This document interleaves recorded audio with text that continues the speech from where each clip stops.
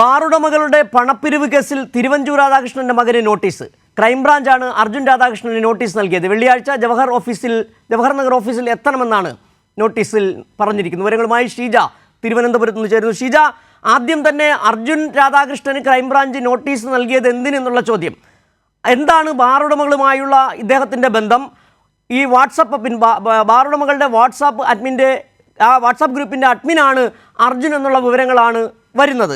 അർജുൻ ഏതെങ്കിലും തരത്തിൽ എവിടെയെങ്കിലും ബാറുണ്ടോ? എന്താണ് ബാർ ഉടമകളുമായിട്ടുള്ള ഇദ്ദേഹത്തിൻ്റെ ബന്ധം? ക്രൈംബ്രാഞ്ച് എന്താണ് നോട്ടീസിൽ പറയുന്ന മറ്റു കാര്യങ്ങൾ?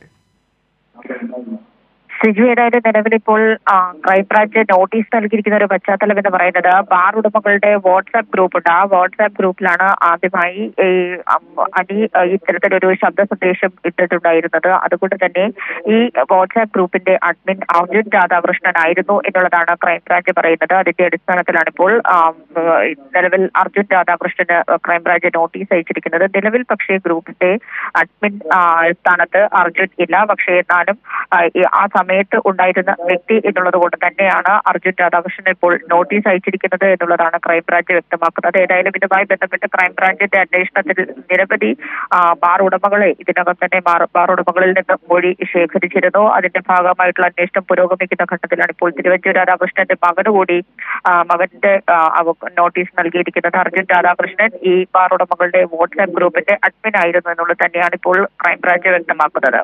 ഷിജ, ഒരു ബാറിന്റെ ഉടമയല്ലാത്ത ഒരാൾ എങ്ങനെ ഈ അഡ്മിൻ ആകുമെന്നുള്ള ചോദ്യമാണ് ഇവിടെ വരുന്നത്. ഈ വാർത്ത, അതായത് ഒരു ശബ്ദരേഖ പുറത്തു വന്നതുമായി ബന്ധപ്പെട്ട വിവാദങ്ങൾ, വാദകോലാഹലങ്ങളാണ് കഴിഞ്ഞ ദിവസം അടക്കം നിയമസഭയിൽ അടക്കം പ്രതിപക്ഷം കൊണ്ടുവരികയും ചെയ്തത്.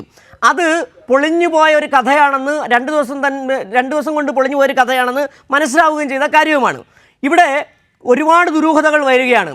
എങ്ങനെ പ്രതിപക്ഷം ഈ വിഷയം തന്നെ നിരന്തരം ഉന്നയിച്ചു കൊണ്ടിരിക്കുന്നു. ഒപ്പം തന്നെ കഴിഞ്ഞ തവണ മന്ത്രിയായിരുന്ന കോൺഗ്രസ് നേതാവ് തിരുവഞ്ചൂർ രാധാകൃഷ്ണന്റെ മകൻ ഈ വാട്സാപ്പ് ഗ്രൂപ്പിൻ്റെ അഡ്മിനായി മാറുന്നത് എങ്ങനെ? ആ ഗ്രൂപ്പിൽ നിന്നാണ് ഈ ശബ്ദരേഖ പുറത്തു വരികയും ചെയ്തത്. എല്ലാം കൂട്ടി വായിക്കുമ്പോൾ കൃത്യമായൊരു പ്ലാനിങ് ഒരു കേന്ദ്രത്തിൽ നടന്നിട്ടുണ്ട്. അതിൻ്റെ പിന്നിൽ പ്രതിപക്ഷം കോൺഗ്രസിന് വലിയ പങ്കുണ്ട് എന്ന തരത്തിലേക്ക് നിഗമനങ്ങളിൽ എത്തിച്ചേരാം. തീർച്ചയായും സിജു, ഏതായാലും ഇതിനുമായി ബന്ധപ്പെട്ട് കൃത്യമായിട്ടുള്ള ഒരു ഗൂഢാലോചന നടന്നിട്ടുണ്ട് എന്നുള്ളത് തന്നെയാണ് വ്യക്തമാകുന്നത്. ഏതായാലും ഇതിൽ ഈ ഒരു ഗ്രൂപ്പിൽ എങ്ങനെയാണ് അർജുൻ രാധാകൃഷ്ണൻ വരുന്നത്? ഇപ്പോഴും ആ ഗ്രൂപ്പിൽ അഡ്മിൻ അല്ലെങ്കിൽ പോലും തുടരുന്നുണ്ട് എന്നാണ് മനസ്സിലാക്കാൻ സാധിക്കുന്നത്. അങ്ങനെയെങ്കിൽ അത് ഏത് സാഹചര്യത്തിൽ എന്നതടക്കമുള്ള കാര്യങ്ങളാണ് ക്രൈംബ്രാഞ്ച് പരിശോധിക്കുന്നത്.